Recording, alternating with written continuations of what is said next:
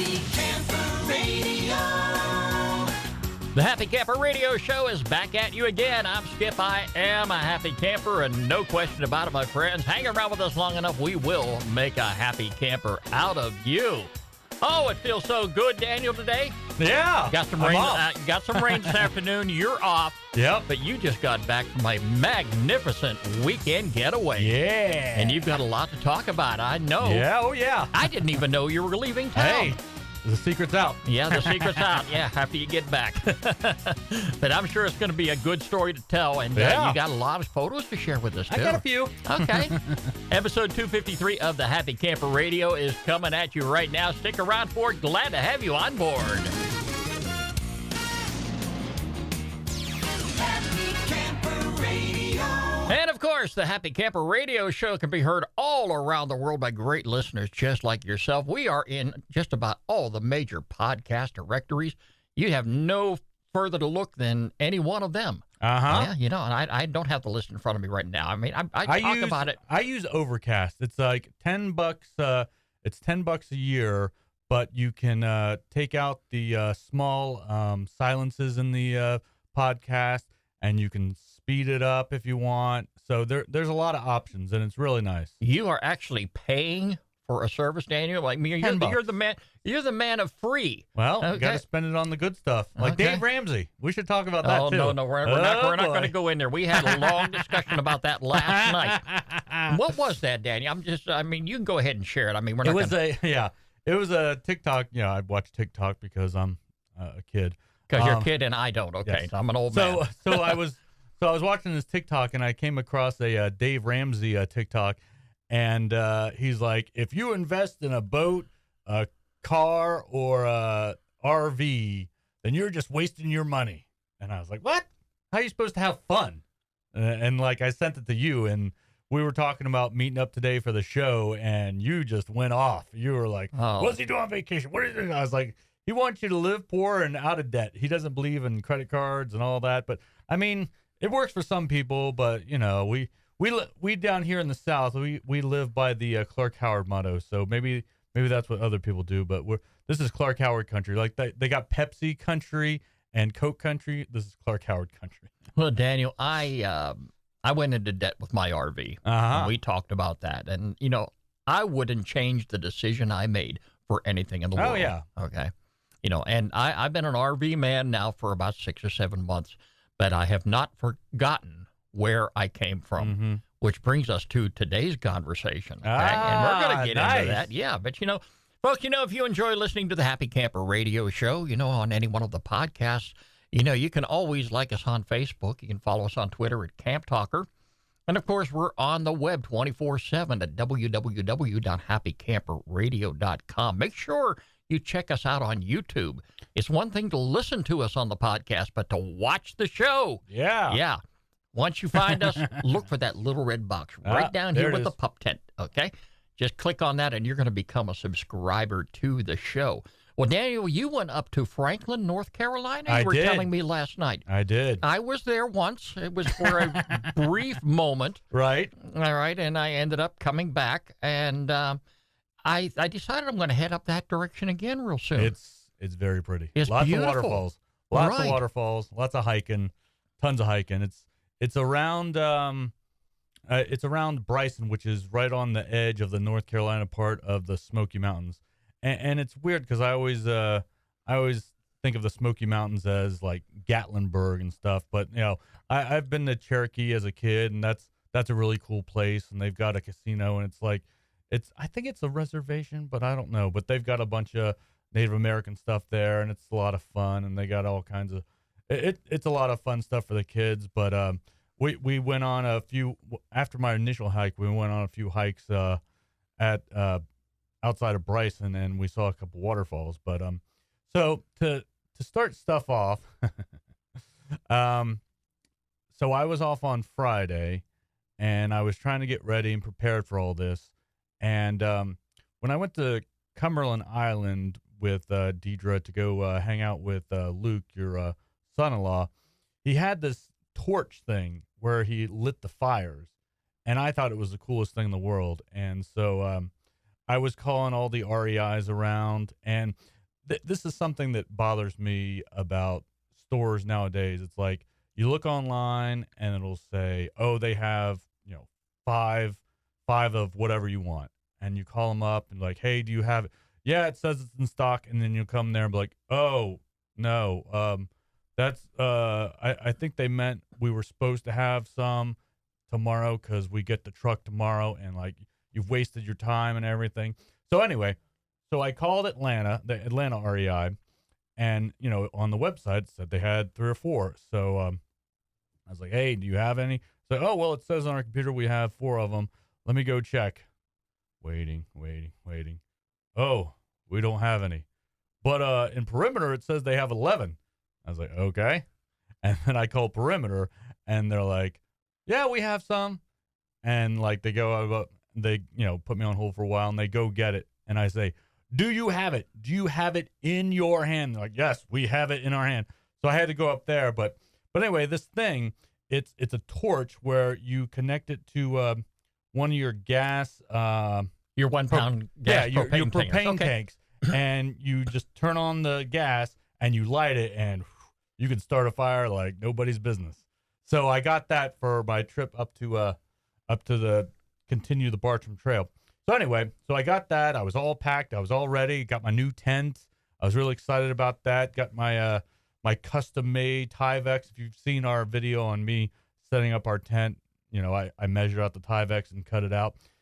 And so we went up to Franklin, and we had to go some forest roads to drop me off from where I got dropped, or where I was picked up before. Because last year we did it in March, and I did 12 miles with nothing on me really. It was just a day pack, and so she dropped me off at the same spot. Now, when you say she, your wife Deidre, yes, correct? Yeah. Okay. So last year it was supposed to snow, and I was like, I am not staying 4,000 feet in the air when it's going to snow at 2,000 feet.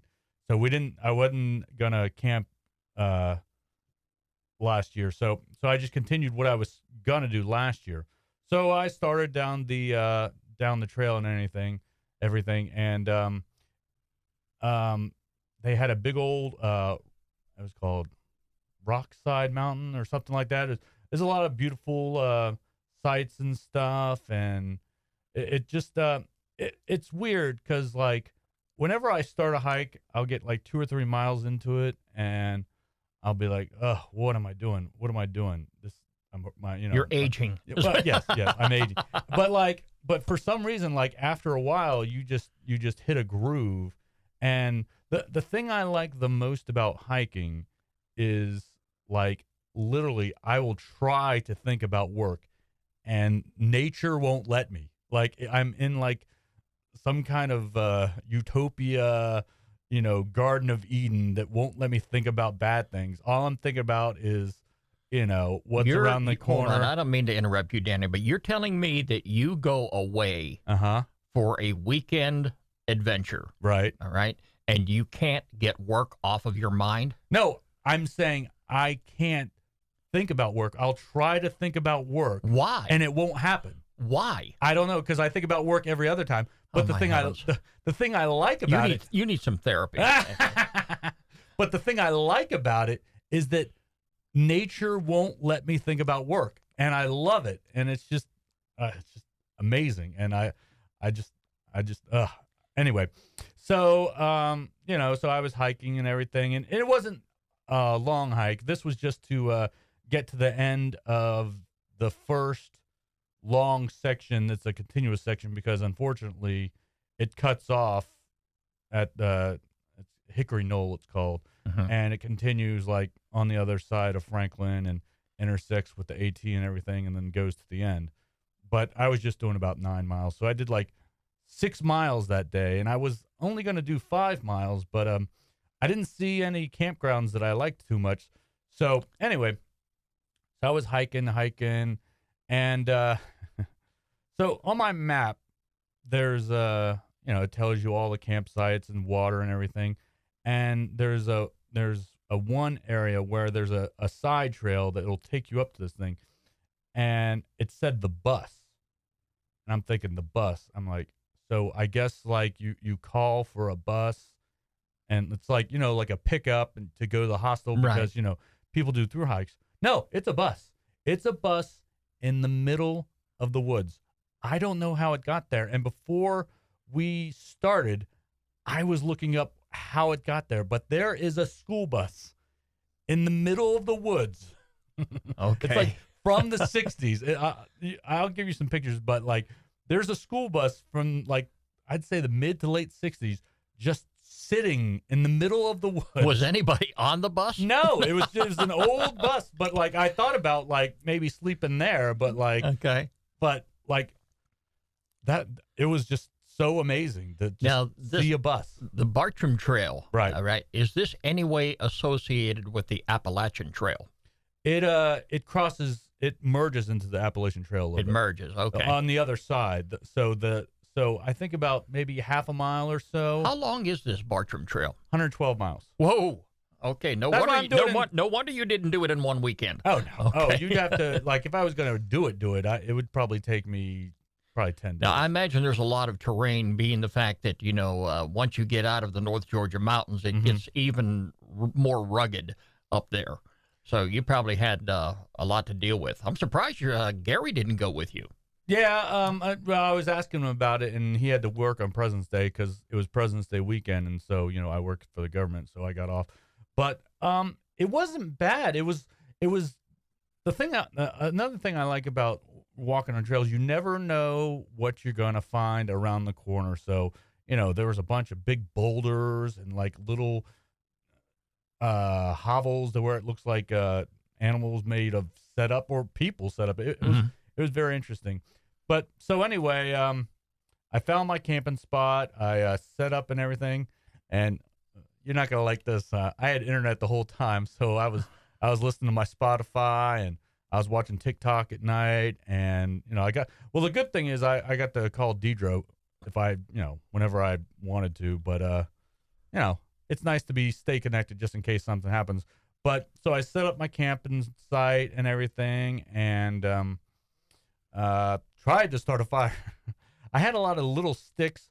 I couldn't start a fire. I could not. No, It was even with so that little wet. torch, you couldn't start a fire? The torch I used so much, but it burned the little sticks. But like the bigger sticks were just so wet that I just Okay, gave up. well, Daniel, I'm going to give you boy. a bit of educational advice here. Okay. Because I have been where you're at many, many times. Uh-huh. All right. I have been out in the forest. I have been there when it's wet. I have been there when it is raining. Mm-hmm. Okay. And I have so many times wanted to start a fire. Right. And wasn't able to do it.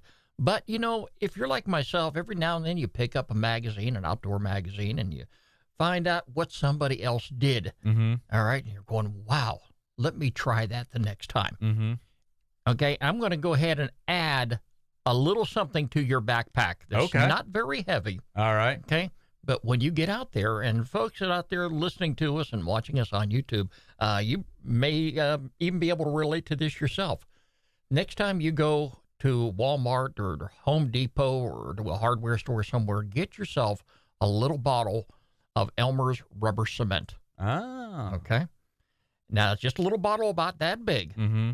And when you get into a situation like this, where you're dealing with rain, go ahead and take your stack of wood, Mm-hmm. a small stack, Yeah, doesn't have to be that's what I anything had. big, and go ahead and pour that rubber cement on it. It is highly flammable. Okay. Okay, you can actually start a fire in a downpour with that. Wow. I've done it before. Huh. All right, and Interesting. I'm going to tell you what this is. I'm going to take you back into the time when I was maybe 23, 24 years old and did Okay. that. Okay. Okay, so keep that in mind. You want to get into a situation where it's nice, but you're at Mother Nature's mercy anytime Yeah. you go out there. So in a situation like you had, it probably wasn't raining, but you've got No. a lot of wet, Oh, yeah. fallen It was raining limbs the day and things before. like that.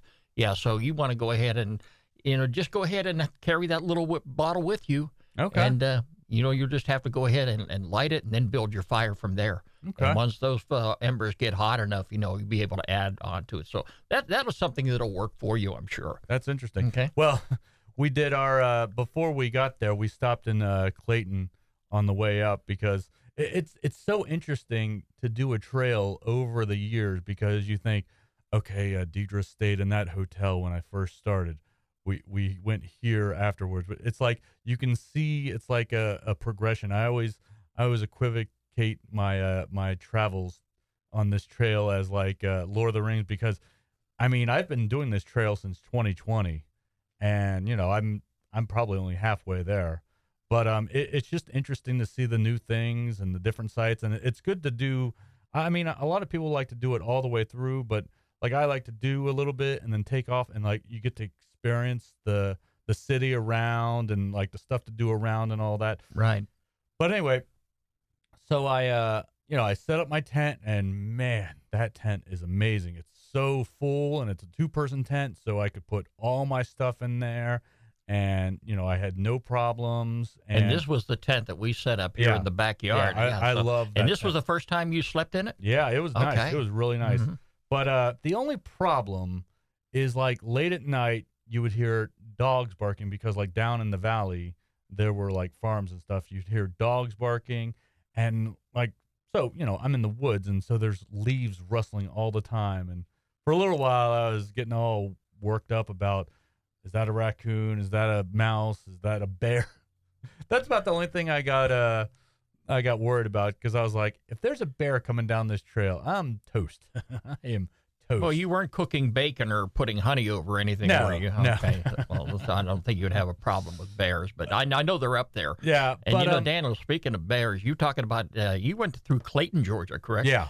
To access North Carolina. Yeah. Did you know Clayton, Georgia was the location where they filmed the movie back in the late 70s called Grizzly? Oh, really? You remember that movie? No. I only know Deliverance. Yeah, go ahead and you can find that on YouTube. It's All right. available. But Okay. yeah, that was shot up in Clayton, Georgia. Okay. Okay, Cool. it's beautiful country up there. Oh, yeah. So- My wife's aunt lives up there, and I'm always asking to stop by, and she's like, no, I don't want to stop by. I mean, we've stopped by a couple times, but anyway, so let's see what else. Oh, this is a thing that I thought of that, like, it's a guy thing, but, like, you know, when you get older, I mean, maybe this is not everyone, but when you get older, you know, nature calls at many times during the night. So I brought myself a pee bottle so that so that I didn't have to get out of my tent, because there's nothing worse than it being 23 degrees outside and you're in like 3 layers and your sleeping bag, and you got to unzip that tent and you got to go out. Been there. Yeah. Been there many times. And you got to go out and you got to go pee. And so I brought a pee bottle, and that was amazing. I never had to get out of my tent. It was great. So, Well, when you get my age, then you get an RV and you get up and you use the toilet. Yeah. Okay, so well, that was my little toilet, but that was like the best thing that I had handy. And I used a what is it called? It was a new water filter system. It's called Be Free, and you know, usually I use a Sawyer system, and it just, you know, attaches to the top of a smart water bottle, and this had so much better flow, and you can get water so much easier for that. But you carried water with you, correct? yeah, I had one Okay. water bottle. But the thing about it is, where I camped 0.2 miles away from water source, and the water source was literally a pipe that came out of the ground that had water, and so I had to walk about 2.2 miles to get the water. But I think the smart thing would have been, Daniel, and if you would have followed in my footsteps, and of course I'm not familiar with this trail at all, but if I was going to go ahead and call it a night, I would have pitched my tent near a stream or a babbling brook or something like that to help me sleep. In your situation, you know, you're saying the dogs were barking down in the valley. If Sadie's any indication, they were probably barking at you. Okay. But, you know, for me, I've got to have a good night's sleep. Yep. And I have been up in Hiawassee. Again, like I say, you know, I sleep near the stream. But, yes, I'm used to animals running and critters running in the middle of the night. You know, you've got to expect that. Yep. You know, you are in their territory. You are in their environment. Yep. So you're there basically unwelcome. They're not going to slow things down just because you're showing up to visit. Yeah. Now, were there anybody else hiking on the trail beside you? There were a couple people in the beginning, and that's another thing I forgot to tell you about. So when I started, I had my puffy jacket on, I had my hiking shirt on, and I had my my base layer on. And about a mile or two in, I'm like, all right, I got to get this off because I was getting hot. And, I hadn't seen anyone up until then. And then right when I start to, take my shirt off, this couple comes up and I'm like, are you kidding me? So Bad timing. My shirt wasn't off yet, but I was readjusting and, you do this from time to time when you hike. You readjust your stuff and, take stuff off or put stuff on. But there weren't that many people, and usually most people don't really know about this trail. It's very I don't know, it's very unknown. Like hardly anyone. Like the trail that I do with Gary, it's called the I always lose what is it called? The I'm sure you'll think of it. Foothills Trail, and everyone knows about it. There's maps at REI for it and everything. So anyway.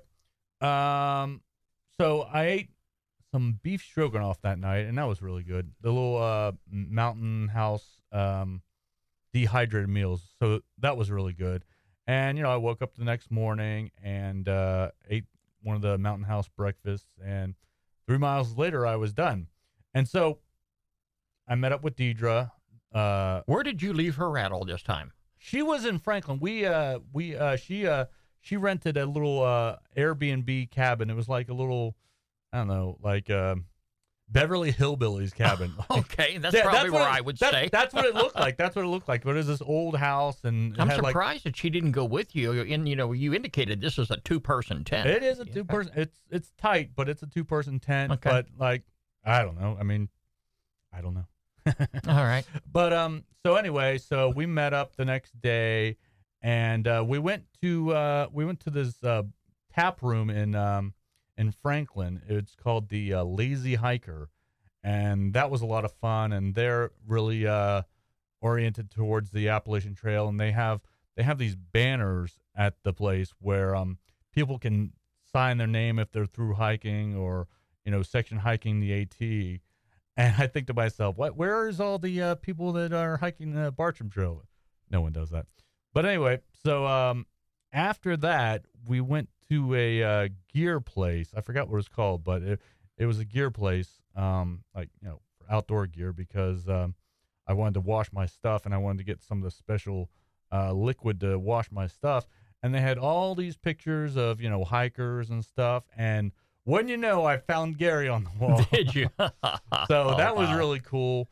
But after that, we went out. We went to a market, like a local market, and we got some food. And I tried duck eggs for the first time, and those were really good. And then we spent the night and everything. And then the next day we went to Bryson, and we went to the Smoky Mountains, and we got to see a couple waterfalls, and that was really nice. And we headed home. So that was pretty much it. Well, it sounds like you had an awesome time, Daniel. And it was a lot of fun. Right now, with the weather starting to warm up, and it was pretty warm nice here. And I'm just so disappointed you didn't tell me you were going. I mean, I would. There was just... a campground actually, like where I was ending up. It was like 2.2 miles away, and there were RVs everywhere. Well, I used to say that, like, does everyone here have an RV?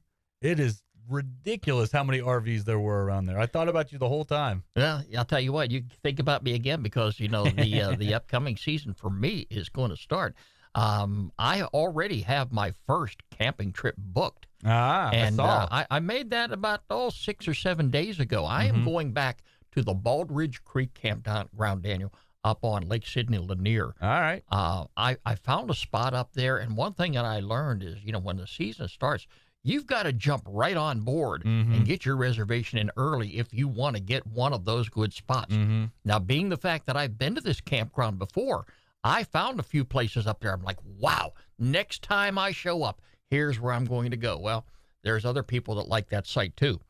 But I did manage to find one right by the lake. Yeah, you showed me the picture. So, yeah. And I tell you what, I'm going to get out there. I'm going to drink my coffee. I am going to enjoy my time right there by the lake. And, weather permitting, of course. Yeah. So but, I got a question. So you're doing all this RV camping. I know you like the recreation.gov sites. right. But do you think you'll ever join a camping club like Coast to Coast or, what is it called? There's a bunch of them. Well, of course, I'm trying, Daniel, to get, into some of the Grand Design rallies. Oh, yeah, which are very, very popular. Now, I've got one booked for 2024. Ah. Okay, do you remember the guests we had on the show here? Yeah. The Bates Motel. Yeah. Yeah, okay. Our friends there, Jody and Heidi. Mm-hmm. I'm going to be camping next to them. Nice. At the RV rally, the Grand Design Rally in Brunswick, Georgia in 2024. Yeah. I love Brunswick. So, yeah, it's a We just went down beautiful there. area.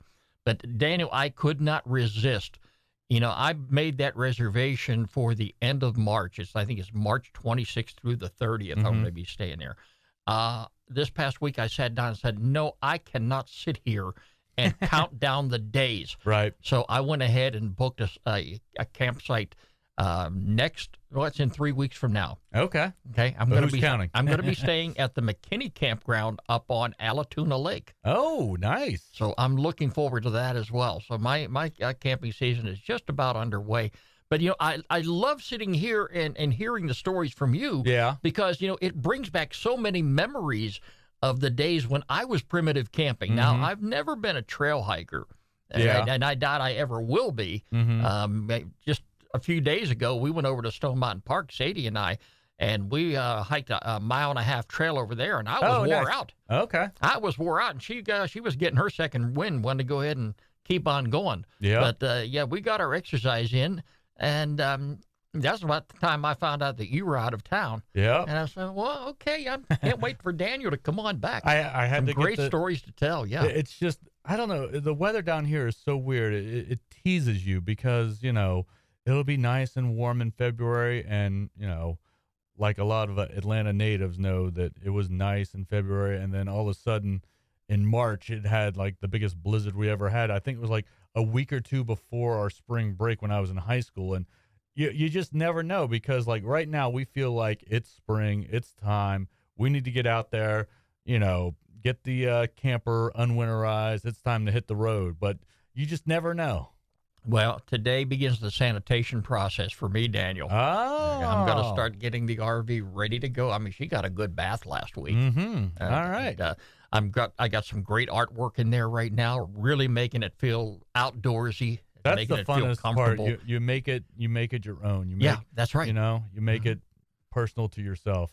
And everyone has their different styles and stuff. And it's just cool how different people, set up their stuff.